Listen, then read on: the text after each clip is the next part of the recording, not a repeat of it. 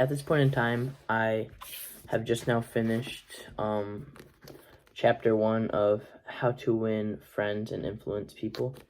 And I read the chapter twice over, like the book recommends, and I thought that I would just kind of summarize it in my own words and just kind of talk about like what I remembered from it and like what I just found most valuable out of the 16 pages I just read. So the first thing that I learned is that people are actually pretty predictable. And obviously I didn't read all this book in one sit. I didn't read all this chapter, I should have said, in one sitting. I think it took me about 2 weeks just kind of reading a page here and there. But when I was reading the things that Dale Carnegie says are like common and people just naturally do, it's true. Just over the past few weeks, I've just noticed how people, even myself, are quick to kind of compensate for when you're being criticized. So if I were to walk up to somebody and say, like, you should have ran faster at track, the reason I'm saying this is because I just ran a track meet. Naturally, you're quick to, like, say something in return or just kind of discredit them in your mind. And it's things that people do. The book says that you got to understand that people are creatures and that they're not creatures of logic. They're creatures of emotion. So a lot of people live in their emotions, which hopefully you know by now is not a very good thing because emotions are temporary. And from being a guy and through experience, I've noticed that emotions are very controllable. If you need this to be proven, you can be angry right now. Just get mad. Or you could be sad.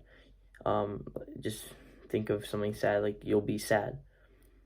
And the fact that you could just go from angry to sad in those few seconds just shows that you have control. But a lot of people don't like to exercise this control. A lot of people don't like to notice this control. And it's the fact that they live in their emotions that makes them predictable. So that was the first thing that I learned, is that people are predictable and that you need to not be so quick to go at somebody because the ultimate response is going to be criticism back. Moving on to the next thing that I picked up from the 16 pages that I've read so far is that people tend to criticize themselves. Just fix this camera real quick. People tend to criticize themselves more than anybody else can criticize. So an example that the book actually gives is that this big prestigious pilot is flying a plane for World War II, and it had a big engine failure. Nobody was hurt, but it was luckily that nobody was hurt because the plane just completely stopped. They had to land it, and it was very difficult. And at the end of the day, the issue, when they checked, it was from the fuel. The mechanic had put jet fuel in the plane when it really needed gasoline. Now, many of us, knowing that our lives were just in danger, and we have an ego because we're a big prestigious pilot, would probably be charging at this mechanic, just completely angered and just wanted to say anything we can think of to this guy. But in the book, the pilot actually says to the guy, I know that you won't make this mistake again, and just to prove that I know you won't make the mistake again, I want you to service my plane again. So this guy that just made a massive mistake and caused this guy's plane to explode is now going to be servicing his plane again. So there's a lot of things that we can actually take from this, and that's the fact that the pilot understood that whatever he said, the pilot, the not the pilot, the mechanic has already said to himself. We can take this into our own lives. I know if like I break somebody's something, if I just break something of somebody else's, or if I just cause an inconvenience to somebody else, we're like just really upset with ourselves. We're like, dang it, we just feel horrible. And we need to think about how bad we feel, and in our minds we're just like, we would, if we could go back in time, it would never happen again. You just feel absolutely horrible. Now, by us just degrading ourselves and just feeling horrible, we don't need that extra person to then come in and yell at us, because we know what we did was we messed up.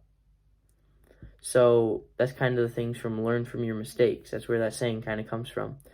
So just by the book kind of talking about that, I noticed how I need to not be so quick to criticize somebody if they cause me an inconvenience.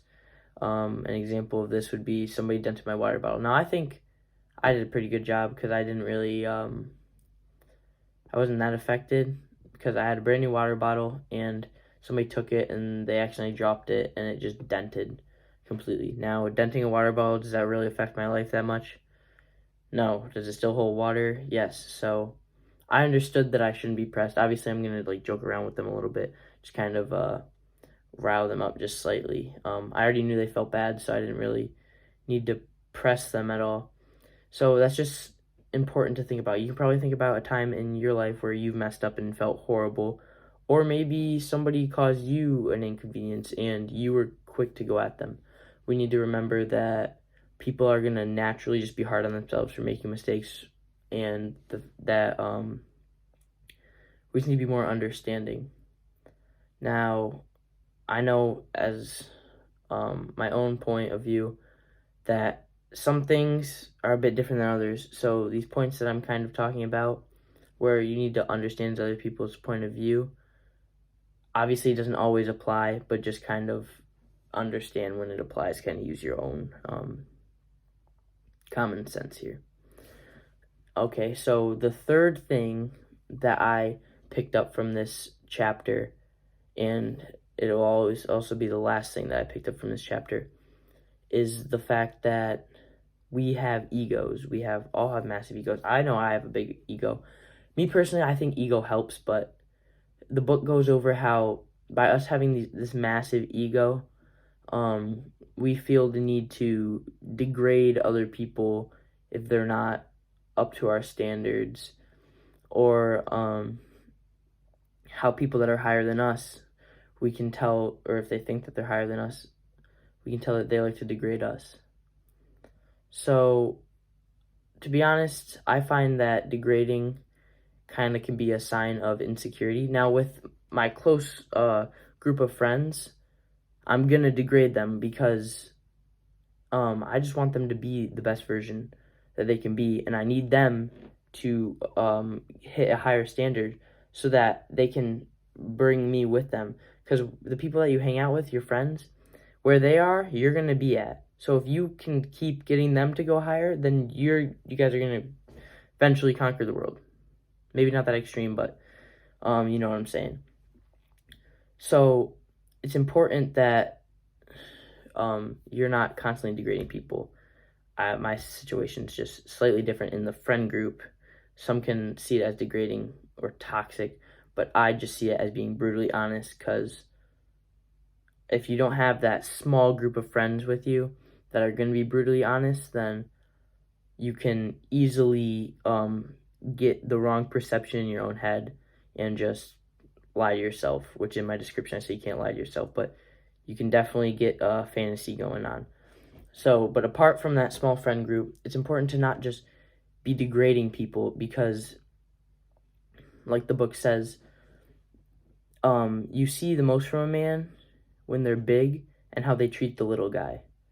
So how the big guy treats the little guy is how you can judge the big guy.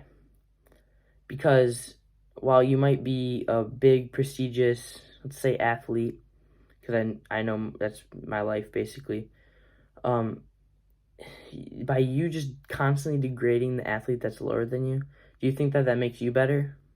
Or do you think that that makes them better? It simply doesn't. They make big mistakes and you're just like, oh, come on. Like, obviously, it's going to be natural for us to get frustrated, like I said. Or like the book said, we're naturally intact with emotions, and frustration is an emotion. So you're going to naturally get frustrated, but you need to understand that you're going to make mistakes down the line too. And by you yelling at them, it's not going to help them. This also kind of ties back into the last thing that I picked up. By you yelling at them, they're already upset with themselves. So that's just going to alter their confidence even more.